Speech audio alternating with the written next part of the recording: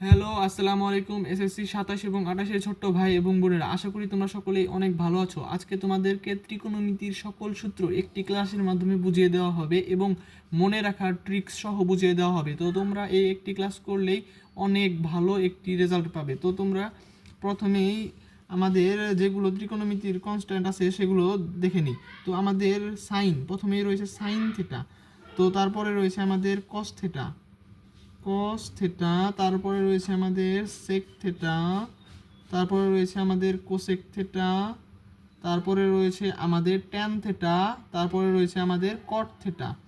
তো তোমরা এগুলো মনে রাখবে। এখন তোমাদেরকে আমি বলে দিই, sine theta, sine theta equal 1//, cosec theta, অর্থাৎ সাইন থেটা কোসেক থেটা সবসময় বিপরীত। এবং তারপরে আবার যদি তুমি কোসেক থেটা বিবেচনা করো তাহলে কোসেক থেটা হবে সবসময় সাইন থেটার বিপরীত, সাইন থেটার বিপরীত, অর্থাৎ 1// সাইন থেটা। আবার cos theta, cos theta equal 1// sec theta, 1// sec theta, তাহলে সেক থেটা হবে 1// কস থেটা, অর্থাৎ এগুলো সব এক একটির বিপরীত। তো তোমরা তিনটি মুখস্থ করবে আর তিনটি অটোমেটিক বিপরীতভাবে হয়ে যাবে।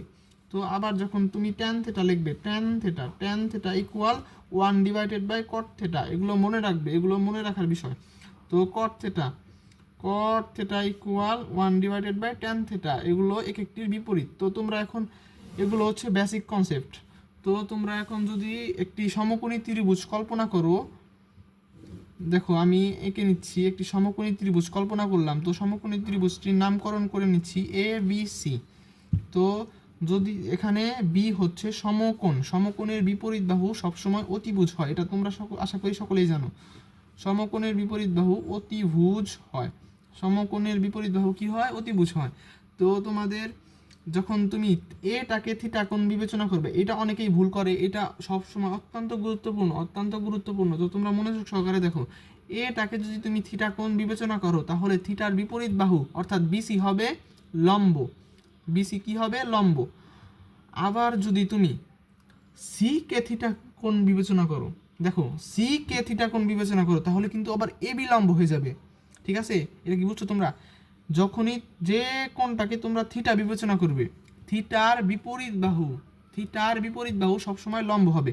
দেখো তোমরা যখন এ কে থিটা কোণ বিবেচনা করেছো তখন থিটার বিপরীত অর্থাৎ বিসি বাহু হয়েছে লম্ব। আবার যখন সি কে থিটা কোণ বিবেচনা করবে তখন এ বি হয়ে যাবে লম্ব। তো আমরা এ কে থিটা বিবেচনা করে অঙ্কগুলো সলভ করে দিই। তো আবার যখন তোমরা সি কে থিটা বিবেচনা করবে তখন হয়ে যাবে আবার এ বি লম্ব। তো তোমরা আমি এ কে থিটা বিবেচনা করে অঙ্কগুলো সলভ করে দিচ্ছি। তো এ বি হয়ে যাবে এখন বা ভূমি। ঠিক আছে, এইটা কিন্তু অত্যন্ত গুরুত্বপূর্ণ বিষয়, তো তোমরা এটা মনে রাখার চেষ্টা করো। এখন sine, sine theta equal, sine theta equal হচ্ছে লম্ব ডিভাইডেড বাই অতিভুজ, অর্থাৎ অতিভুজ। তো এখানে আমাদের লম্ব কি পেয়েছি? বিসি। অতিভুজ কি? এসি। ঠিক আছে, তো আমরা কি এখানে কি পড়েছি? সাইনের বিপরীত কোসেক, এস কোসেক থিটা, তাহলে কোসেক থিটা কি হয়ে যাবে? অতিভুজ ডিভাইডেড বাই লম্ব, অতিভুজ ডিভাইডেড বাই লম্ব। তাহলে এখানে হবে এসি ডিভাইডেড বাই বিসি। তো তোমরা একটি মুখস্থ করলে অপরটি অটোমেটিক হয়ে যাবে। ঠিক আছে, তো তোমরা একটি করে এভাবে মনে রাখার চেষ্টা করবে।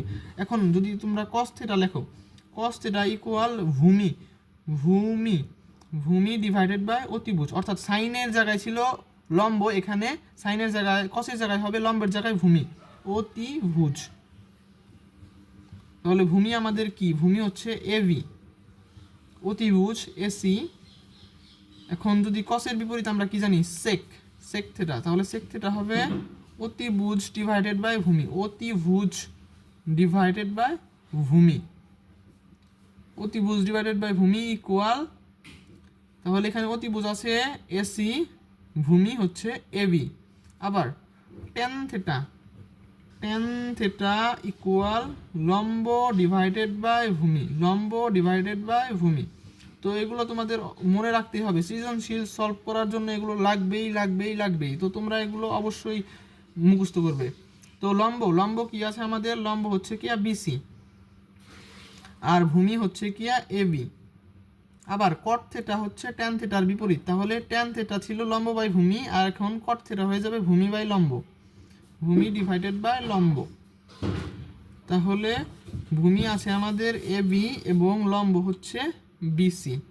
তো দেখতে পাচ্ছ, তো এগুলো হচ্ছে তোমাদের ট্রাম। এখন তোমাদেরকে ত্রিকোণমিতির সৃজনশীল সলভ করার জন্য 3টি সূত্র রয়েছে যেগুলো অত্যন্ত অত্যন্ত গুরুত্বপূর্ণ। তো 3টি সূত্র তোমাদেরকে দেখিয়ে দিচ্ছি। Sine square theta plus cos square theta equal 1। তো দেখতে পাচ্ছ তোমাদের এইটা অত্যন্ত গুরুত্বপূর্ণ, অত্যন্ত গুরুত্বপূর্ণ। এটাকে তুমি এইভাবে লিখতে পারো, sine square theta equal 1 minus cos square theta. আবার তুমি এইখান থেকে যদি কজ স্কোয়ার থিটার মান বের করতে চাও, দেখো cos square theta equal 1 minus sine square theta. তো তোমরা এই একটি সূত্র মুখস্থ করবা, শুধু এই যে এইটা মুখস্থ করবা, এই যে এইটা শুধু এইটা মুখস্থ করবা, এইখান থেকে এইগুলো বের করে নিতে পারবা, ঠিক আছে? তো তোমাদের যে সৃজনশীলে যেটা প্রয়োজন হবে সেটা বের করে নেবা, ঠিক আছে? আবার আরেকটা সূত্র রয়েছে আমাদের, cosec square theta cosec square theta minus cot square theta equal 1। দেখো তোমাদের এখানে যখন সি দেখতে পারবা, তো মনে মাইনাস হবে, তারপরে আবার সি হবে, মানে cosec square theta minus cot square theta. কোসেকের সাথে সবসময় এখানে সূত্রতে কট স্কোয়ার থিটা হবে। তো এখান থেকে তুমি আবার লিখতে পারো cosec square theta equal 1 plus cot square theta. তোমাদেরকে এগুলো দেখিয়ে দিচ্ছি, একদম খুঁটিনাটি যত প্রকার সূত্র আছে সব দেখিয়ে দিচ্ছি। তো আবার তুমি যদি আবার এখান থেকে কট স্কোয়ার থিটার মান বের করতে চাও, কট স্কোয়ার থিটা, দেখো কট স্কোয়ার থিটা, তাহলে কট স্কোয়ার থিটা যদি তুমি এখানে এই পাশে নাও তাহলে প্লাসের হয়ে যাবে, কট স্কোয়ার থিটা এই পাশে গেলে প্লাস কট স্কোয়ার থিটা হয়ে যাবে। আবার মাইনাস 1কে যদি সমান সমানের এই পাশে আনো তাহলে মাইনাস হয়ে যাবে, অর্থাৎ কট স্কোয়ার থিটা ইকুয়াল হবে কোসেক স্কোয়ার থিটা মাইনাস 1, বুঝছো? আবার আরেকটা আছে, আরেকটা সূত্র, আমাদের 3টা সূত্র, এই যে এই একটা মুখস্থ করবে, এই একটা দুইটা হলো, এই দুইটা থেকে তোমরা এগুলো তো বানিয়ে নিবে আর কি, সমান সমান ইকুয়াল করে বানিয়ে নিবে। তারপরে আরেকটা সূত্র রয়েছে আমাদের, সেটা হচ্ছে কি, sec square theta minus tan square theta equal 1। তো আমাদের সেক এখান থেকে নিতে পারি sec square theta equal 1 plus tan square theta. আবার তুমি যদি ট্যান স্কোয়ার থিটার মান বের করতে চাও তাহলে ট্যান স্কোয়ার থিটা ইকুয়াল, দেখো ট্যান এই পাশে চলে গেলে প্লাস শেষ হয়ে যাবে, আবার 1 যদি এই পাশে চলে আসে তাহলে মাইনাস হয়ে যাবে, অর্থাৎ tan square theta equal sec square theta minus 1। আজকের সূত্র এইগুলোই। তো তোমাদের ত্রিকোণমিতির সকল সূত্র এইখানেই দেওয়া হয়েছে, তোমরা যদি এইগুলো একটি নোট খাতায় নোট করে এবং একটি সূত্র একদিনেই সকল সূত্র একদিনে মুখস্থ করে ফেলতে পারবে, এবং ত্রিকোণমিতির সকল সূত্র জেনে গেলে সৃজনশীল সলভ করা খুবই খুবই সহজ হয়ে যাবে। তো এগুলো মুখস্থ করো।